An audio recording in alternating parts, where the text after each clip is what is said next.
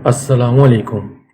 اگر آپ ہمارے چینل پہ نئے ہیں تو اس کو سبسکرائب کر لیں اور بیل آئیکن کو پریس کرنا مت بھولیے گا تاکہ ہماری ہر آنے والی ویڈیو کا نوٹیفیکیشن آپ کو مل سکے۔ لے جائیں آپ اپنی اس منحوس بیٹی کو یہاں سے۔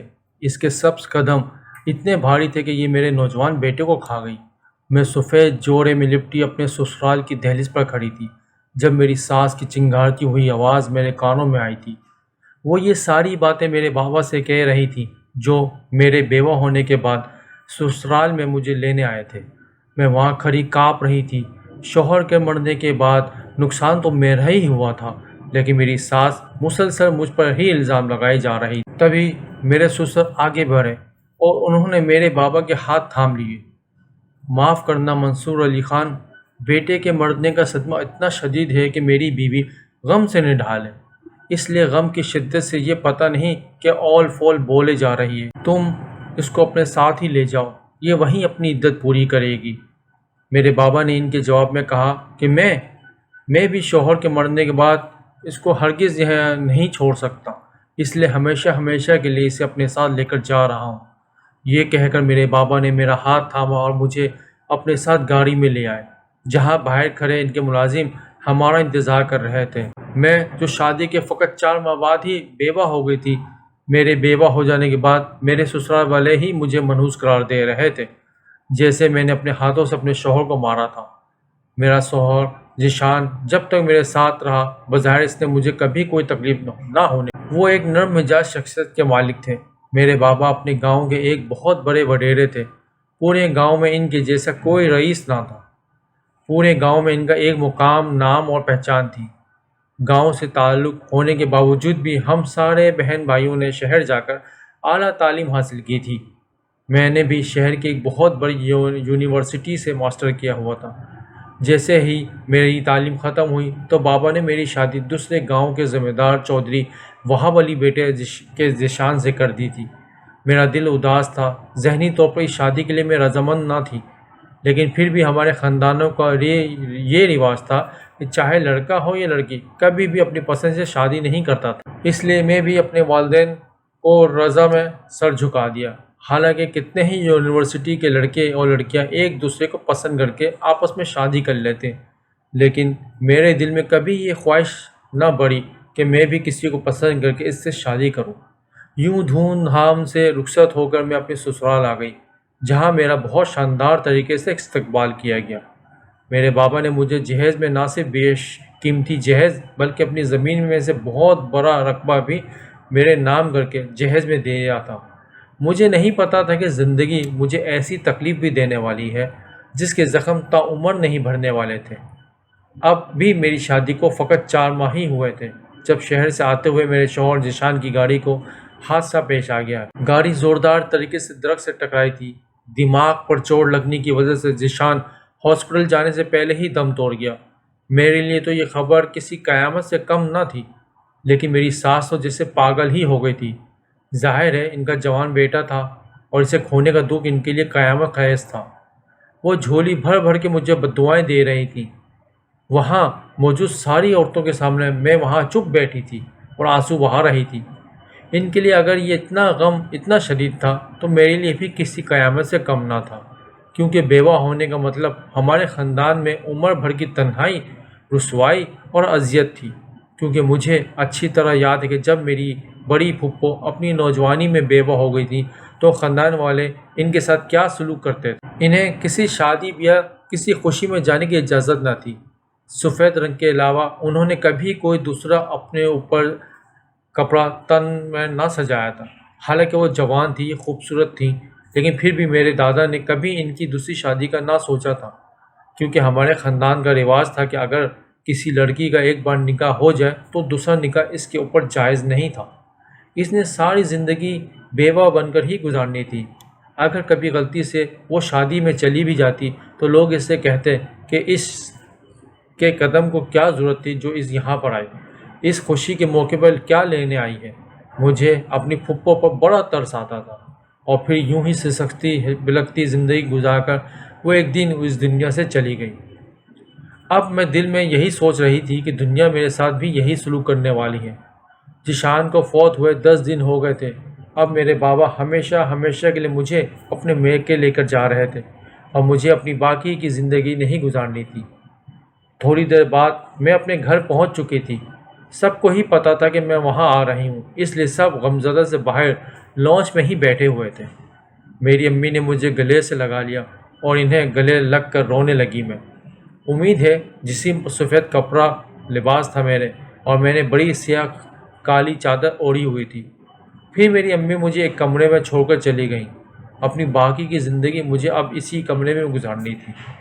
اس کی دیواروں پر بھی بڑے بڑے پردے لٹکے ہوئے تھے تاکہ کسی غیر کی نظر مجھ پر نہ پڑ سکے، کیونکہ میں ابھی عدت میں تھی اور مجھے اپنی عدت پوری کرنی تھی۔ لیکن مجھے اچھی طرح پتہ تھا کہ اگر عدت میری پوری ہو بھی گئی تو پھر مجھے باہر جانے کی اجازت ہرگز نہ ہو۔ اس حویلی کی بڑی بڑی دیواریں اب میرا قید خانہ تھی۔ مجھے کسی سے بھی شادی بھی کیا کسی سے خوشی کی تقریب میں جانے کی ہرگز اجازت نہ ہوگی، کیونکہ بیوہ ہے جس طرح سلوک ہمارے خاندانوں میں کیا جاتا تھا میں اچھی طرح جانتی تھی۔ تب بھی میری امی اندر آئیں اور مجھے کہنے لگیں کہ بات سنو، یہ قرآن شریف اب تمہیں اس کمرے میں رہ کر یہ پڑھنا ہے اور نماز پڑھتی رہو۔ جب بھی اس کمرے سے باہر جانا ہو تو پہلے کسی کو بتانا اور پھر اس کمرے سے باہر نکلنا۔ تمہیں پتہ ہے نا کہ تمہارے بابا نے اگر تمہیں حویلی میں کہیں گھومتے پھرتے دیکھ لیا تو مجھ پر بہت غصہ کریں گے۔ میں بس ہی اس سے اپنی ماں کے منہ سے یہ باتیں سن رہی تھی۔ زندگی کا یہ کٹھن سفر مجھے اکیلے ہی گزارنا تھا۔ میں ایک سبز قدم لڑکی تھی۔ اپنی ساس کی باتیں مجھے بالکل صحیح لگ رہی۔ میں نے آنسو بہائے نظر اٹھا کر اپنی ماں کی طرف دیکھا تو وہ مجھ سے نظریں چرا کر کمرے سے باہر چلے گئی۔ اب میں تھی اور میری یہ بے بس تنہائی، کھڑکی سے باہر تک جھانکنے کی اجازت نہیں تھی۔ یوں میں کمرے میں ہمیشہ ہمیشہ کے لیے قید ہو گئی تھی۔ تھوڑی دیر یوں ہی بے مقصد بیڈ پر لیٹی رہی، پھر اٹھ کر نہانے کی غرض سے میں نے الماری کھول کر دیکھی تو یہ دیکھ کر میری آنکھیں بھر آئیں کہ اس الماری میں صرف سفید رنگ کے ہی سوٹ ٹنگے ہوئے تھے۔ اب یہی سفر میرا مقدر تھا۔ میں نے ان کا کپڑوں میں سے ایک سوٹ نکالا اور واش روم میں جا کر نہانے لگی۔ نہا دھو کر میں فارغ ہو گئی تھی۔ مجھے بھوک لگ رہی لیکن اس کمرے سے مجھے باہر جانے کی اجازت نہیں تھی۔ اب میں کیسے کہتی کہ مجھے کھانے پینا چاہیے؟ کافی دیر تک میں یوں ہی بیڈ پر لیٹی رہی، پھر آخرکار امی کھانا لے کر میرے لیے اندر آئی تھی۔ میں شکوہ بھری نظروں سے انہیں دیکھنے لگی، پھر امی کو کہنے لگی کہ اس کی طرح مجھے بہت تیز بھوک لگ رہی تھی، لیکن آپ میں سے کسی کو اتنا خیال نہ آیا کہ کمرے میں قید اس قیدی کو کھانا ہی دے دیا جائے۔ امی میری بات سن کر افسردہ ہو گئیں، پھر مجھے کہنے لگی کہ میں تمہارے بابا سائیں سے کہہ کر تمہارے لیے کسی خادمہ کا بندوبست کرواتی ہوں تاکہ 24 گھنٹے وہ تمہارے کمرے کے باہر رہے اور تمہیں یوں چھوٹی چھوٹی ضرورتوں کے لیے پریشان نہ ہونا پڑے۔ امی کی بات سن کر میں کہنے لگی کہ امی میں کوئی لوڑی لنگڑی یا معذور انسان تو نہیں جس کے لیے کسی خادمہ کی ضرورت ہو۔ ہاں، اگر آپ لوگ مجھے اچھوت بنانا چاہتے ہیں تو وہ الگ بات ہے، لیکن میرا کوئی ہاتھ قصور نہیں، کیوں یہ سب تو قسمت میں لکھا ہوا ہوتا ہے۔ میری ماں مجھے آنسو بھری نظروں سے دیکھنے لگی اور پھر بولی کہ کیا کریں بیٹا، ہم بھی زمانے کے رسم و رواج پر چلنے کے پابند ہیں۔ تم جانتی نہیں ہو کہ کیسے تمہارے خدیجہ پھپھو بڑی جوانی میں بیوہ ہو گئی تھی اور اس نے اپنی پوری زندگی کیسے گزاری۔ یہ سوچ کر اب مجھے دکھ ہو رہا ہے کہ وہی ماضی پھر سے میرے سامنے آ رہا ہے۔ پہلے اس جگہ پر میری نند تھی اور اب میری سگی بیٹی اس حال سے گزر رہی ہے۔ تم نہیں جانتی ہو کہ تمہارے یوں سفید لباس میں دیکھ کر میرا کلیجہ کس قدر غم سے پھٹ رہا ہے۔ میری امی وہاں بیٹھ کر کافی دیر تک مجھ سے باتیں کرتے رہیں اور پھر کھانے کے برتن لے کر وہاں سے چلی گئیں۔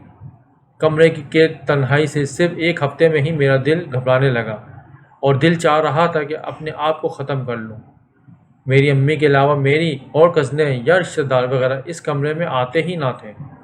زندگی کے رنگوں کو دیکھنے کی اب مجھے ہرگز اجازت نہ تھی۔ میرا کمرہ حویلی کی اس طرف واقع تھا جہاں پر صرف سناٹا تھا اور کچھ نہیں۔ کچھ دنوں بعد ایک دن امی اندر آئیں اور پھر مجھے کہنے لگیں کہ بات سنو، تمہارے بابا نے تمہارے لیے ایک خادم کا بندوبست کر دیا ہے۔ اگر تمہیں کچھ بھی چاہیے ہو تو تم صرف دروازہ بجا دینا، وہ 24 گھنٹے تمہارے دروازے کے باہر پہرا دے گا۔ میں امی کی بات سن کر گھبرا گئی اور امی کو کہنے لگی کہ امی، آپ کو ایک مرد رکھنے کی کیا ضرورت تھی؟ آپ میرے لیے کسی عورت کو بھی تو رکھ سکتی تھیں۔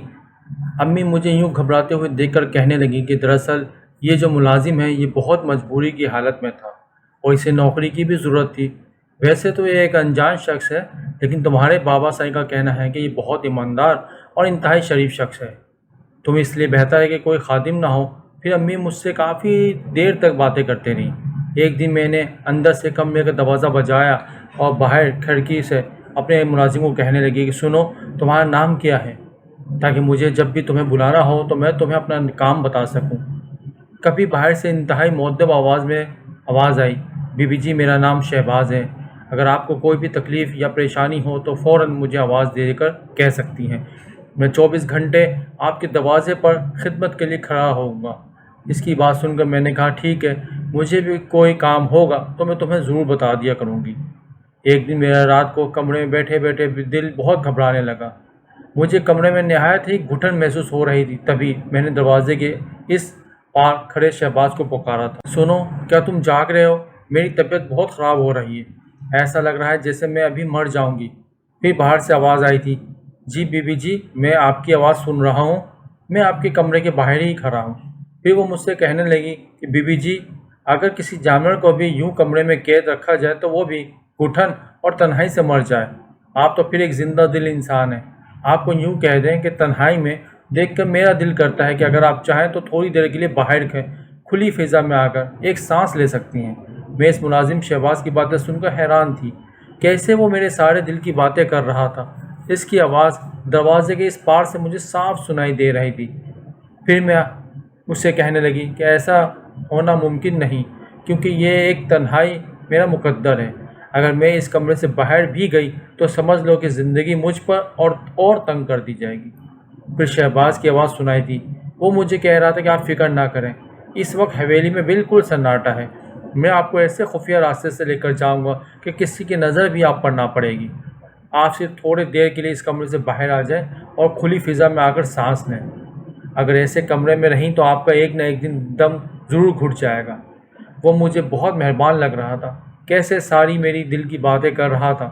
شاید اسے احساس تھا کہ کسی انسان کو یوں کہتے تنہائی میں رکھنا اچھی بات نہیں ہے۔ پھر میں نے اپنی بڑی سی کالی چادر اوڑھی اور آہستہ سے دروازہ کھول کر باہر نکل آئی۔ اپنی نظریں جھکا کر رکھنا چاہتی تھی تاکہ میری نظر شہباز پر نہ پڑ سکے۔ شہباز، مجھے کہیں لگا کہ آپ صرف میرے ساتھ خاموشی سے چلیں، کسی کو بھی پتہ نہ چلے گا۔ پھر وہ حویلی کے خفیہ راستوں سے مجھے لے جاتا ہوا باہر آ گیا تھا۔ چاند کی چاندنی ہر سو بکھری ہوئی تھی، ٹھنڈی ٹھنڈی نرم ہوا مجھے کسی نعمت سے کم نہ لگ رہی تھی۔ مجھے ایسا لگ رہا تھا جیسے میں 100 سال بعد کسی قید سے رہا ہوئی تھی۔ پھر میں ایک درخت کے نیچے بیٹھ گئی۔ شہباز چاروں طرف نظریں رکھا رہا تھا، اگر اسے کسی بھی شخص کا آنے کا اندیشہ ہوتا تو فوراً مجھے کہیں چھپا دے۔ اب میں کھل کر فضا میں سانس لے رہی تھی۔ انسان ہوتے ہوئے بھی میں جانوروں سے بدتر زندگی گزار رہی تھی۔ مجھے عدت میں رہتے ہوئے 3 مہینے ہونے والے تھے۔ ایک نہ ایک دن میری عدت پوری کی ہو جانی تھی، لیکن پھر بھی مجھے زندگی کی عام سرگرمیوں میں حصہ لینے کی ہرگز اجازت نہ ہوتی۔ خدیجہ پھپھو کی طرح ساری زندگی میں نے اس کمرے میں سر کر ہی گزارنی تھی۔ اپنے آنے والی زندگی کا سوچ کر میں ابھی سے فکر مند تھی۔ یوں ہی وہاں بیٹھے بیٹھے اچانک میری نظر شہباز پر پڑی، جو مجھ سے رخ موڑے دوسری طرف منہ کیے کھڑا تھا۔ اچھا خاصا لمبا چوڑا نوجوان تھا، نہ جانے پھر کیوں ایسی چاکری کرنے پر مجبور تھا۔ جو بھی تھا، اس کی مجھے اپنے لیے ہمدردی بہت اچھی لگی تھی۔ تھوڑی ہی دیر میں وہاں بیٹھی تھی، پھر اچانک جلدی سے اٹھ کھڑی ہوئی۔ مجھے ڈر تھا کہ کہیں مجھے رات کے اس پہر باہر کوئی گھومتے پھرتے نہ دیکھ لے۔ پھر میں شہباز کو کہنے لگی کہ جس راستے سے تم مجھے لے کر آئے ہو اب اسی راستے سے واپس لے کر جاؤ، تاکہ میرے باہر آنے کا کسی کو پتہ نہ چل سکے۔ پھر میں چپکے سے اپنے کمرے تک جانے میں کامیاب ہو گئی تھی، لیکن آج مجھے اپنا آپ تھوڑا بدلا ہوا لگ رہا تھا۔ وہ گھٹن کہیں غائب ہو گئی تھی۔ بے شک بابا جان نے میرے لیے ایک اچھے ملازم کا بندوبست کیا تھا، جو میرا دکھ درد اپنے اندر سمجھ رہا تھا۔ پھر ہفتے 2 ہفتے بعد میں اکثر ہی شہباز کے ساتھ باہر ہوا میں سانس لینے کے لیے چلی جاتی، اور جس طریقہ سے خفیہ طریقے سے جاتی ویسے ہی خفیہ طریقے سے واپس آ جاتی تھی۔ کسی کو کان و کان خبر نہ تھی کہ شہباز میرے لیے یوں وفادار ملازم بن کر میری کہی ہوئی ہر بات پوری کر رہا تھا۔ پھر آخر ایک دن میری عدت ختم ہو گئی۔ آج بابا سائی میرے پاس آئے تھے تو مجھے کہنے لگے کہ دیکھو، تمہاری عدت آج مکمل ہو چکی، لیکن پھر بھی ایک بات تمہیں یاد رہے کہ ہمارے خاندان میں اگر کوئی لڑکی بیوہ ہو جاتی ہے تو ہم اس کی دوبارہ شادی کرنے کا سوچ بھی نہیں سکتے، کیونکہ جس کے نکاح میں وہ ایک بار چلی جاتی ہے تو بھلے وہ مر جائے یا زندہ رہے، ہمیشہ اسی کے نکاح میں رہتی ہے۔ اس لیے میں بھی چاہتا ہوں کہ تم اپنی خدیجہ کی طرح جیسے ہی زندگی گزار دو، جیسے اس نے اپنے شوہر کے مرنے کے بعد دوبارہ اپنی زبان پر کسی کا نام نہ لیا تھا۔ امید ہے کہ تم مجھے کبھی مایوس نہ کرو گی۔ وہ یہ ساری تلخ باتیں مجھ سے بڑے آرام سے کر رہے تھے اور میں ان کی باتیں سن کر دل ہی دل میں آنسو بہا رہی تھی۔ تو گویا بھلے ہی میری عدت ختم ہو چکی تھی، لیکن پھر بھی عمر بھائی کی تنہائی میری مقدر میں تھی۔ میں پہلے کی طرح ہنس بول نہ سکتی تھی۔ بات کرتے ہوئے مجھے ہمیشہ اپنی اونچی آواز کم رکھنی تھی۔ شادی بیاہ یا کسی بھی خوشی کے موقع پر جانا ہو، بیوہ ہونے کے ناطے مجھے زیب نہیں دیتا تھا۔ پھر ایک دن میں رات کے وقت شہباز کے ساتھ باہر گئی تو میرا دل غم سے پھٹ رہا تھا۔ میں رو رو کر اس سے کہنے لگی کہ تم بھی دیکھ رہی ہو کہ انسان ہونے کے باوجود مجھ سے کس قسم کا سلوک کیا جا رہا ہے۔ دل چاہتا ہے کہ میں اپنے آپ کو ختم کر لوں، کیونکہ ایسی زندگی سے تو موت بہتر ہے۔ اچھا ہوتا کہ میں ذیشان کے ساتھ ہی مر جاتا۔ اب زندگی ہر خوشی مجھ پر حرام ہو چکی ہے، سوائے بدنصیبی کے، اور میرا کوئی مقدر نہیں ہے۔ میں رو رو کر اس سے یہ ساری باتیں کر رہی تھی۔ وہ مجھے غور سے دیکھنے لگا اور پھر کہنے لگا کہ گو کہ آپ کی زندگی کسی جانور سے بدتر نہیں ہے، لیکن پھر بھی میں آپ کو یہی کہتا ہوں کہ میری مدد حاصل کر کے آپ زندگی میں جو کچھ چاہتی ہیں وہ سب حاصل کر سکتی ہیں۔ میں ہر طرح سے آپ کا ساتھ دینے کے لیے تیار ہوں۔ میں اس کی بات پر چونک کر اسے دیکھنے لگی اور پھر کہنے لگی کہ تم بھلا کس طریقے سے میری مدد کر سکتے ہو؟ میں سمجھی نہیں ہوں تمہاری بات۔ پھر میری بات سن کر وہ مجھے غور سے دیکھنے لگا اور پھر بولا کہ میرا آپ کی زندگی میں یوں ملازم بن کر آنا یوں ہی نہیں بلکہ ایک خاص مقصد کے تحت تھا۔ مجھے آپ کی مدد چاہیے۔ اس کے بدلے میں آپ مجھ سے جس قسم کی بھی مدد لینا چاہیں، میں آپ کی ہر کام میں بھرپور مدد کروں گا۔ میں اس کی بات سن کر کھڑی ہو گئی اور اسے کہنے لگی کہ دیکھو، صاف صاف کہو، تم کہنا کیا چاہتے ہو؟ میں تمہاری بات نہیں سمجھ پا رہی ہوں۔ پھر وہ نظر چھپا کر مجھے کہنے لگا کہ ذرا میری آنکھوں میں دیکھیں۔ میں نے جیسے ہی اس کی آنکھوں میں جھانکا تو اس کی آنکھیں مجھے رنگ بدلتی ہوئی محسوس ہوئی۔ اس کے چہرے کے خطرناک تاثر اسے انسان نہیں بلکہ کچھ اور ظاہر کر رہے تھے۔ پھر میں اسے غور سے دیکھ کر کہنے لگی کہ تم کون ہو؟ اس نے میرے سامنے نظریں جھکا لی اور پھر مجھے کہنے لگا کہ بی بی، میں ایک ادنا سا جن زاد ہوں۔ مجھے اپنی طاقت میں اضافہ کرنے کے لیے آپ کی مدد کی ضرورت ہے۔ ایک خاص عمل ہے جسے کوئی بیوہ لڑکی ہی کر سکتی ہے۔ اس عمل کو کر کے میری طاقتیں اتنی بڑھ جائیں گی کہ جس سے میں ایک طاقتور جن بن جاؤں گا۔ مجھے کسی انسان کی ضرورت تھی، وہ بھی ایک عورت۔ آپ دل سے بہت اچھی ہیں اور ویسے بھی آپ کی زندگی میں بے پناہ مشکلات ہیں۔ اگر آپ میرے لیے یہ عمل کر دیں تو بدلے میں آپ کی زندگی میں خوشیوں کے ہزاروں رنگ بکھیرنے کی کوشش کروں گا۔ شاید آپ اپنی محبت باسط علی کو بھول چکی ہیں، جائیں کہ آپ کے ساتھ پڑھتا تھا۔ اگر آپ میرے لیے وہ عمل کریں تو میرا آپ سے وعدہ ہے کہ میں باسط علی کو آپ کی زندگی میں واپس لا کر رہوں گا۔ میں حیرت سے آنکھیں پھاڑ پھاڑ کر اسے دیکھ رہی تھی۔ اسے میرے ماضی کے بارے میں کیسے پتہ چلا تھا؟ وہ یہ ساری باتیں کیسے جانتا تھا کہ میں جب یونیورسٹی میں پڑھتی تھی تو وہاں پر پڑھنے والا ایک لڑکا باسط علی تھا جس کی محبت میں گرفتار ہو گئی تھی۔ اب مجھے پکا یقین ہو چلا تھا کہ وہ کوئی انسان نہیں بلکہ ایک جنزاد ہی تھا۔ پھر میں دھڑکتے دل کے ساتھ اسے کہنے لگی کہ ایسا کون سا عمل ہے جس کی وجہ سے تمہیں ایک عورت کی ضرورت پڑ گئی تھی؟ تم جانتے ہو کہ میں کس قدر مجبور ہوں، گھر سے نکل تو سکتی نہیں ہوں، پھر تمہارے لیے میں عمل کیسے کروں گی؟ وہ مجھ سے کہنے لگا کہ جب میں سب کی نظروں سے بچا کر آپ کو یہاں اس فضا میں سانس لینے کے لیے باہر لا سکتا ہوں تو جس جگہ پر آپ کو وہ عمل کرنا ہوگا وہاں پر میں آپ کو آسانی سے پہنچا سکتا ہوں، لیکن میرا یہ عمل صرف آپ کو کرنا ہوگا۔ میں اس کی بات غور سے سن رہی تھی۔ واقعی یہ تو میں نے سوچا بھی نہیں تھا کہ اتنے دنوں سے میں اس کے ساتھ باہر آتی جاتی تھی، لیکن آج تک مجھے کسی نے باہر آتے جاتے نہیں دیکھا تھا۔ پھر میں اس کے ساتھ واپس اپنے کمرے میں آ گئی۔ کمرے میں بیٹھ کر میں نہایت ہی حیرت سے یہ سوچ رہی تھی، یہ کون سا عمل مجھ سے کروائے گا جو صرف میں ایک ہی کر سکتی ہوں، اور میری ماضی کے میں بھلا یہ کیسے جان سکتا تھا؟ اس کا مطلب ہے کہ واقعی کوئی ایسی مخلوق ہے جسے انسانوں کے بارے میں سب کچھ پتہ ہوتا ہے۔ پھر میرا ذہن ماضی کی ان گلیوں میں دوڑنے لگا جب میں یونیورسٹی میں پڑھتی تھی۔ میری صرف یونیورسٹی میں ایک ہی دوست تھی جس کا نام عروج تھا۔ میں ہر وقت اس کے ساتھ ہی رہتی تھی۔ گاؤں میں ہونے کی وجہ سے شہر جا کر پڑھنے کے لیے مجھے ہاسپٹل میں رہنا پڑتا تھا۔ یونیورسٹی کی دیگر لڑکیاں نہایت ہی فیشنیبل اور ماڈرن تھیں، لیکن اپنے خاندان کی روایت کی وجہ سے میں ہمیشہ بڑی سی چادر اپنے ارد گرد لپیٹ کر رکھتی تھی۔ یونیورسٹی کی لڑکیاں اس بات کو لے کر میرا مذاق بھی اڑاتی تھیں، لیکن مجھے ان سے کوئی غرض نہ تھا، کیونکہ میں وہاں سے پڑھنے جاتی تھی۔ مجھے نہیں پتا تھا کہ میری یہی ادائیوں سے کسی کا دل کو بھا جائے گی۔ ہماری یونیورسٹی میں ایک لڑکا باسط علی بھی پڑھتا تھا۔ لڑکیاں اس کے ارد گرد مکھیوں کی طرح بھنبھناتی تھیں۔ میری دوست عروج بھی اس کی بہت تعریفیں کرتی تھی۔ میں نے اس لڑکے کو ایک دو بار دیکھ رکھا تھا۔ ہمارے خاندان میں بھی خوبصورتی کی کوئی کمی نہ تھی، اس لیے مجھے تو اس میں کوئی ایسی بات نظر نہ آتی تھی۔ جب یہی بات میں نے عروج سے کہی تو وہ کہنے لگی کہ یار، ایک تو باسط علی خوبصورت ہے، اوپر سے اس کا بینک بیلنس بھی بہت زیادہ ہے۔ اس کا باپ ایک بہت بڑا بزنس مین ہے، یوں سمجھ لو کہ ارب پتی ہے۔ میں اس کی بات سن کر ہنس پڑی اور اسے کہنے لگی، یار میں بھی بہت امیر ہوں، لیکن پھر بھی لوگ مجھے گھاس تک نہیں ڈالتے۔ پھر ہم دونوں ہنسنے لگے۔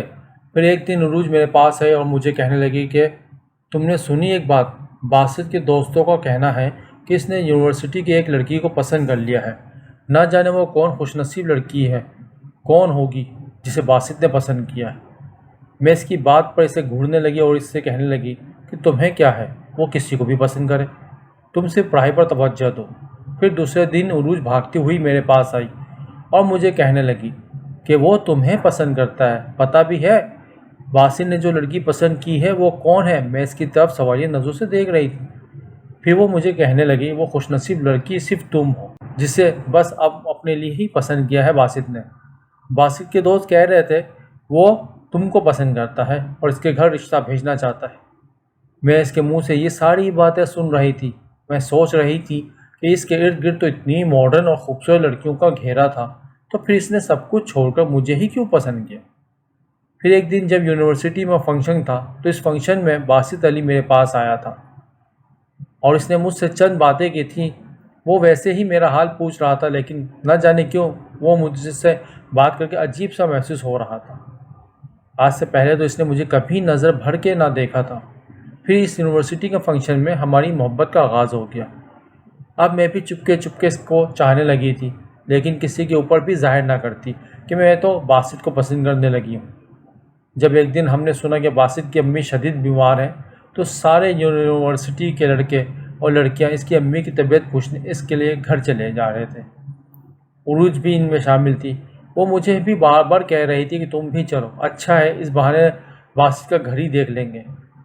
پھر اس کے اتنا اصرار کرنے پر دل کے ہاتھوں مجبور ہو کر میں باسط کے گھر چلی گئی۔ جب اس نے مجھے اپنے گھر پر دیکھا تو مجھے دیکھ کر اس کی آنکھوں میں جو خوشی اور چمک آئی تھی میں اسے ہرگز فراموش نہ کر سکتی تھی۔ نہ جانے کیوں اس کی نظروں سے گھبرا کر میں وہیں ایک کونے میں چھپ کر بیٹھ گئی۔ اس نے خصوصی طور پر اپنی امی سے میرا تعارف کروایا تھا۔ مجھے اس کی نظروں میں پسندیدگی تھی، اپنے لیے صاف نظر آ رہی تھی، اور پھر رفتہ رفتہ ہم دونوں ہی ایک دوسرے کو چاہنے لگے، اور پھر ہمارے خاندان میں کسی غیر سے رشتہ داری جوڑنے کا رواج تک نہ تھا۔ پھر بھی میں اسے چاہنے لگی تھی اور اسے محبت کر رہی تھی۔ پھر ایک دن باسط نے مجھے کہا کہ چونکہ اب ہماری پڑھائی مکمل ہونے والی ہے تو اس لیے ہمیں اپنے گھر والوں کو تمہارے گھر رشتے کے لیے بھیجنا چاہتا ہوں۔ اس کی بات سن کے میں بری طرح گھبرا گئی اور اسے کہنے لگی کہ ایسا ممکن نہیں ہے، کیونکہ ہمارے خاندان میں یہ رواج ہی نہیں ہے کہ کسی غیر کے ساتھ لڑکی کی شادی کی جائے۔ مجھے معاف کر دو، مجھے یہ ساری باتیں معلوم تھی، لیکن پھر بھی میں اپنے آپ کو تم سے محبت کرنے سے روک نہ پائی۔ باسط میری آنکھوں میں آنسو دیکھ کر کہنے لگا تم صرف ایک بار اپنے گھر کا مجھے ایڈریس دے دو، میں خود ہی تمہارے ماں باپ سے بات کر لوں گا۔ لیکن میں اتنا زیادہ ڈر رہی تھی کہ اسے یہ تک نہ بول سکی کہ میرے دل کی بھی یہی خواہش ہے اور میں بھی تم سے شادی کرنا چاہتی ہوں، لیکن اپنے بابا صاحب کا در اس قدر تھا کہ میں خاموشی سے اس سے ہمیشہ کے لیے جدا ہو گئی۔ بس اتنے بہت کوشش کی اس نے کہ وہ کسی بھی طرح کر کے ایک بار اپنا رشتہ میرے لیے بھجوا دے، لیکن میں نے اس سے منع کر دیا اور اس سے قدم روکتا چلا گئی۔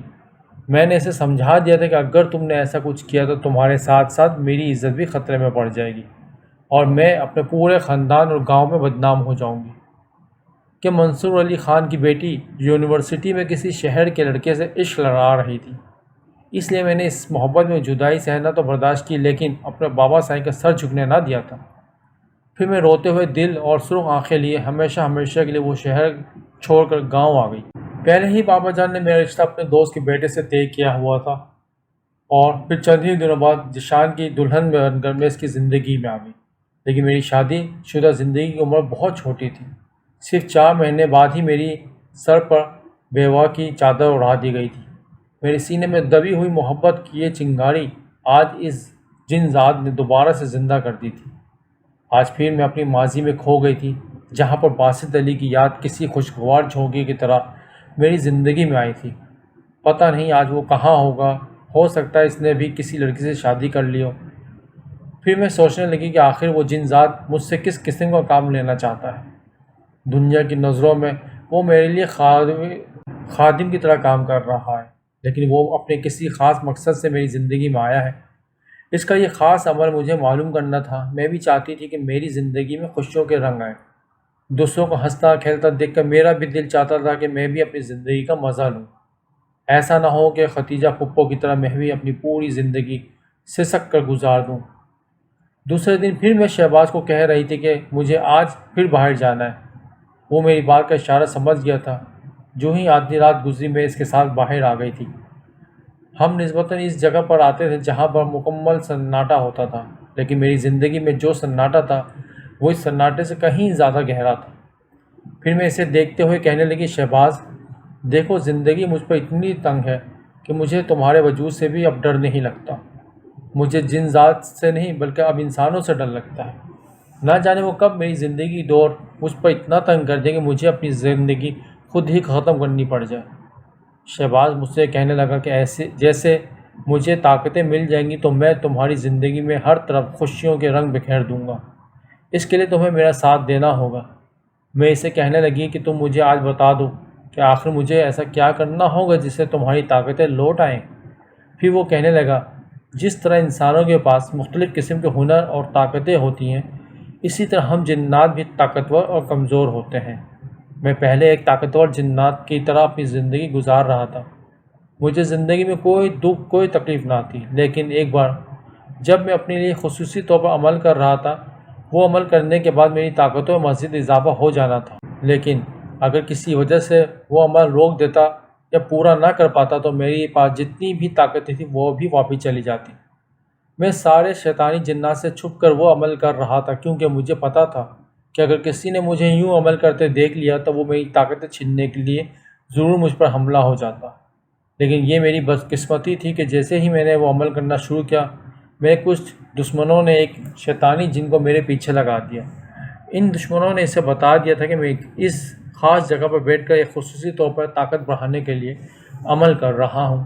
یوں مجھ پر وہ عمل کرتے ہوئے تھوڑی ہی دیر ہوئی تھی کہ اچانک تیز تیز ہوائیں چلنے لگی اور ہر طرف گرد و غبار کا ایک طوفان اڑ گیا۔ مٹی اتنی زیادہ تھی کہ مجھے اپنا سانس لینا بھی دشوار ہو رہا تھا۔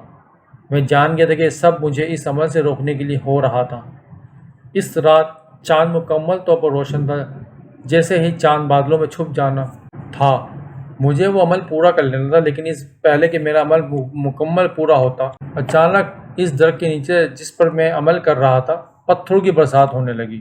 تکلیف اتنی شدید تھی کہ میں اپنا عمل جاری نہ رکھ سکا اور وہاں سے اٹھ کر بھاگ گیا۔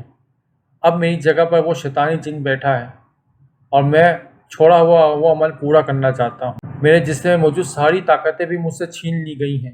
اب اس شیطانی جنات نے وہ عمل پورا کر لیا ہے اور چالاکی سے اس عمل کے ذریعے نہ صرف مزید طاقت لے لی ہے بلکہ میری ساری طاقتیں بھی اپنے جسم میں منتقل کر لی تھی۔ اب میں بے بس ہو چکا تھا، اپنے دشمنوں کے آگے تمہیں سر اٹھا کر جی نہیں سکتا۔ میری زندگی کسی کیڑے مکوڑوں سے کم نہ تھی۔ پھر میں ایک انسانی بھیس بدل کے ایک بڑے عامل کے پاس گیا اور اس نے مجھے ساری بات بتائی۔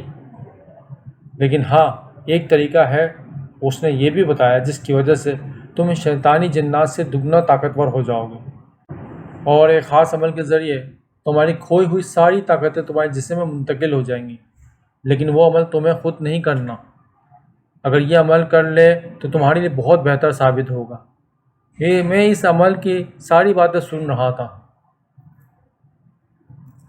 اب میں دن رات کسی ایسی لڑکی کی تلاش میں تھا جو دنیا کی رنگینیوں سے دور ہو، کبھی ایک دن میری نظر تم پر پڑی جب تم کھڑکی میں کھڑی اداسی سے چاروں طرف دیکھ رہی تھی۔ تمہارا سفید لباس تمہیں بہت پاکیزہ بنا رہا تھا۔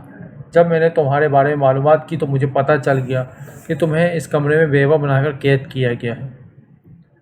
مجھے ایسی ہی لڑکی کی تلاش تھی۔ یوں میں انسانی بحث بدل کر تمہارے والد صاحب کے پاس گیا اور ان کے سامنے اتنی شرافت کا مظاہرہ کیا کہ انہوں نے مجھے بخوبی تمہارے خادم کی نوکری دے دی۔ مجھے یقین نہیں آ رہا تھا کہ اتنی جلدی مجھے تم تک رسائی مل جائے گی، اس لیے میں خاموشی سے تمہارے کمرے کے باہر تمہارے ملازم کی حیثیت سے نوکری کرنے لگا۔ اور اب تم اپنی زندگی میں خوشیوں کو پانا چاہتی ہو تو اچھی طرح سوچ لو۔ مجھے ڈر بھی لگ رہا تھا اور میں یہ بھی چاہتی تھی کہ کس طرح بھی کر کے میں دوسروں کی زندگی جی سکوں۔ اگر میں یہ عمل کر لیتی تو شہباز جن ذات پہلے سے زیادہ طاقتور ہو جاتا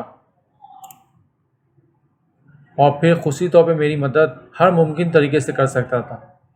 اب میں پوری رات سوچتی رہی اور پھر میرے دل نے فیصلہ کیا کہ مجھے ہر حال میں شہباز جن ذات کی مدد کرنی ہے، کیونکہ اس نے مجھے کہہ دیا تھا کہ میں تمہارے لیے ہر وقت وہیں پر موجود رہوں گا لیکن تمہیں نظر نہ آ سکوں گا۔ اس نے پہلے اپنا بہت سا نقصان کر لیا تھا۔ میں اندر سے ڈر بھی رہی تھی لیکن پھر بھی اپنے دل کو مضبوط کر رہی تھی۔ رات کے 12 بج رہے تھے۔ شہباز نے مجھے وہیں اس جگہ پر چھوڑ دیا تھا اور پھر خود میری نظروں کے سامنے سے غائب ہو گیا۔ اب میں تنہا کھڑی تھی۔ چاروں طرف پھیلا سناٹا اس بات کی گواہی دے رہا تھا کہ یہ وقت بہت سے شیطانی جنات کو میری جانب متوجہ کر سکتا تھا۔ اب میں دھڑکتے دل کے ساتھ اس درخت کے نیچے بیٹھ گئی اور آنکھیں بند کر کے وہ عمل کرنے لگی۔ جوں میں عمل کرتی جا رہی تھی ویسے ویسے مجھے اپنے ارد گرد کسی کے قدموں کی آوازیں آنے لگیں۔ اچانک تیز تیز ہوائیں چلنے لگیں اور ہوا سے پتے اڑ کر میرے منہ پر لگنے لگے، لیکن میں ثابت قدمی سے عمل کر رہی تھی۔ مجھے یہ خوف تھا کہ کہیں یہ عمل ادھورا نہ رہ جائے اور مجھے بھی نقصان ہوگا، اور شہباز جن ذات کو تو پتہ نہیں میری وجہ سے کیا نقصان اٹھانا پڑ جائے۔ زور زور سے کہہ لگانے کی آوازیں میری چاروں طرف سے آ رہی تھیں، جیسے مجھے کوئی ڈرانے کی کوشش کر رہا ہو۔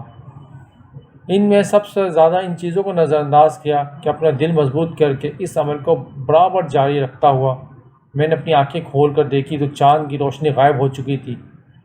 اس کا مطلب تھا کہ چاند بدلیوں میں چھپ چکا تھا اور اب مجھے وہ عمل روک دینا تھا۔ وہ شیطانی طاقت ہے میرا کچھ نہ بگاڑ سکتی تھی، کیونکہ میں ایک خاص عمل کر رہی تھی، وہ بھی کسی نیک مقصد کے لیے، نہ کسی کے شیطانی جنات کے لیے۔ اب میرا عمل پورا ہو چکا تھا لیکن شہباز جن ذات ابھی تک میری نظروں کے سامنے نہ آیا تھا۔ پھر اچانک میرے سامنے دھواں سا اٹھا اور اس دھوئیں کے حوالے میں شہباز جن ذات میری نظروں کے سامنے تھا۔ اس کی آنکھوں میں چمک اور خوشیاں یہ بتا رہی تھی کہ اب اسے اپنی طاقتیں واپس مل چکی تھیں۔ وہ میرا شکریہ ادا کرنے لگا، جھک جھک کر میری تعظیم میں سر جھکا رہا تھا۔ میرا دل بری طرح کانپ رہا تھا لیکن میں خوش تھی کہ میں نے اس کا کام کر دیا ہے۔ اب وہ مجھے کہنے لگا، جس طرح تم نے آج مجھے اتنی خوشیاں دی ہیں، ایسے ہی دیکھنا آج سے کچھ دن بعد تم اپنی زندگی میں خوشیاں منا رہی ہوگی۔ میں اداس سے کہہ کر شہباز جن ذات کو کہنے لگی کہ ایسا ہوتا وہ مجھے نظر نہیں آتا، لیکن چلو میں تمہاری بات پر یقین کر لیتی ہوں۔ پھر اس نے مجھ سے وعدہ کیا، جب تک میں تمہاری زندگی میں خوشیوں کے رنگ نہ بکھیر دوں اس گھر سے واپس نہ جاؤں گا۔ وہ میری خادم کی حیثیت سے میرے کمرے کے باہر اپنے فرائض سر انجام دے رہا تھا۔ پھر ایک دن ایک عجیب سا واقعہ پیش آیا، جب یہ پتہ چلا کہ ہمارے گاؤں میں کسی بیوہ لڑکی نے خودکشی کر لی تھی۔ وہ لڑکی نوجوان تھی، اس کا حال ہی میں شوہر کا انتقال ہوا تھا۔ وہ کمرے کے قید کی تنہائی برداشت نہ کر سکی تھی اور دل براشتہ ہو کر اس نے اپنے آپ کو ختم کر لیا تھا۔ میرے بابا صاحب بھی اس کی میت میں گئے تھے۔ امی مجھے آ کر افسردگی سے یہ سب بتا رہی تھی۔ میں دل میں سوچ رہی تھی کہ میرا بھی نہ جانے کتنی دفعہ یہ دل چاہتا ہے کہ میں بھی اپنے آپ کو ختم کر لوں، لیکن اتنی ہمت تو مجھ میں نہیں تھی۔ اگر شہباز جنات کا ساتھ نہ ہوتا تو شاید میں اپنے آپ کو ختم کر لیتی۔ میں اس قید تنہائی میں جس طرح سے میری مدد کی تھی اس نے، میں اسے زندگی بھر نہ بھلا سکتی تھی۔ میں سوچ رہی تھی کہ وہ لڑکی شاید اپنے آپ کو اتنا ہمت بہادر نہ بنا سکے کہ زندگی بھر ان مصائب کا سامنا کر سکتی۔ پھر ایک دن کچھ ایسا ہوا جسے سن کر میں سخت حیران اور پریشان رہ گئی تھی۔ ایک دن میرے بابا سائیں میرے پاس آئے، مجھے کہنے لگے، بیٹا تمہارے دل کی جو بھی خواہش ہے میں اسے پورا کرنا چاہتا ہوں۔ اگر تمہارے دل میں کوئی ہے تو تم مجھے بتا سکتی ہو۔ میں تمہیں زندگی بھر یوں گھر بیٹھا کے نہیں رکھ سکتا۔ میں نہیں چاہتا کہ تم بھی زرتاج جتنا ایک دن اپنے آپ کو ختم کر کے ہمیشہ ہمیشہ کے لیے اپنی زندگی جہنم کا ٹھکانہ بنا لو۔ مجھے وقت پر سمجھ آ گئی ہے، اس لیے میں چاہتا ہوں کہ میں تمہاری زندگی خوشیوں سے بھر دوں۔ تم مجھے 1-2 دن میں تک اپنا جواب دے دینا۔ آخر تم اپنی زندگی میں کسی کو چاہتی ہو؟ میں اپنے بابا صاحب کے منہ سے یہ باتیں سن کے حیران تھی۔ جیسے ہی وہ گئے تو میں نے فوراً شہباز جنزاد کو اپنے پاس بلایا اور اسے کہنے لگی، یہ کایا کیسے پلٹ گئی؟ آخر میرے بابا صاحب یہ سب کیا کہہ رہے تھے؟ وہ میری بات سن کر مسکرانے لگا اور مجھ سے کہنے لگا کہ یہ کایا میں نے ہی پلٹی ہے۔ جس لڑکی نے خودکشی کی ہے اس کا نام زرتاج تھا، اور اس لڑکی کا لکھا ہوا آخری خط میرے ہاتھ لگ گیا تھا، جس میں لکھا تھا کہ بابا صاحب آج میں اپنی زندگی اپنے ہاتھوں سے ختم کر رہی ہوں، کیونکہ اس کمرے میں رہ رہ کے میرا دم گھٹتا ہے اور میں اذیت سے پل پل سانس لینا میرے لیے دشوار ہوتا جا رہا ہے۔ آپ سب لوگوں کو مزید تکلیف دوں، میں اپنی زندگی کو ہمیشہ ہمیشہ کے لیے ختم کر رہی ہوں، مجھے معاف کر دینا۔ یہ خط میں نے لے جا کر تمہارے بابا صاحب کے ہاتھ میں تھما دیا اور انہیں کہنے لگا کہ آج یہ زرتاج نے لکھا ہے، کل آپ کو آپ کی بیٹی بھی لکھ سکتی ہے، اس لیے اس کی سانسیں اس پر اتنا تنگ نہ کریں کہ وہ بھی ایک دن زرتاج کی طرح اپنے ہاتھوں سے اپنی زندگی ختم کر لے۔ زندگی میں ہر انسان کو حق ہے کہ وہ اپنی سانسیں اپنی مرضی سے جی سکے۔ یہ کائنات کے رنگ اللہ تعالیٰ نے اس لیے بنائے ہیں کہ انسان اپنی خوبصورت آنکھوں سے اس رنگوں کو محسوس کرے، لیکن آج اس کمرے میں قید وہ لڑکی ساری چیزوں سے محروم ہے۔ لوگ اسے ایسے دیکھتے ہیں جسے وہ دنیا کا کوئی عجوبہ ہے۔ پھر میں نے ڈرتے ڈرتے اپنے بابا صاحب کو کہہ دیا کہ میری یونیورسٹی میں پڑھنے والے ایک لڑکا باسط مجھے بہت پسند کرتا تھا، وہ رشتے کے لیے اپنے والدین کو میرے گھر بھیجنا چاہتا تھا۔ پھر بھی میں نے اپنی دوست عروج سے رابطہ کر کے اسے کہہ دیا، تم باسط تک میرا پیغام پہنچا دینا، اسے کہہ دینا کہ آج میں تمہاری منتظر ہوں۔ میرا یہ پیغام سن کر باسط نے اپنے ماں باپ کو فوراً میرا رشتہ لینے کے لیے بھیج دیا۔ بے شک اس کی محبت سچی تھی اور میرے دل میں بھی کہیں نہ کہیں باسط کی محبت کی شمع آج بھی اسی طرح روشن تھی جیسے یونیورسٹی کے دنوں میں ہوا کرتی تھی۔ ٹھیک 1 مہینے بعد میں ہمیشہ ہمیشہ کے لیے اپنا بابا صاحب کے گھر سے رخصت ہو کر باسط کے گھر جانے والی تھی، جن کی روایت کو لے کر میں آج اپنی زندگی گزارنے کا سوچ رہی تھی۔ آج مجھے ان ساری ذہنی اذیت سے رہائی مل گئی تھی، میری زندگی بھی خوشیوں سے بھر گئی تھی۔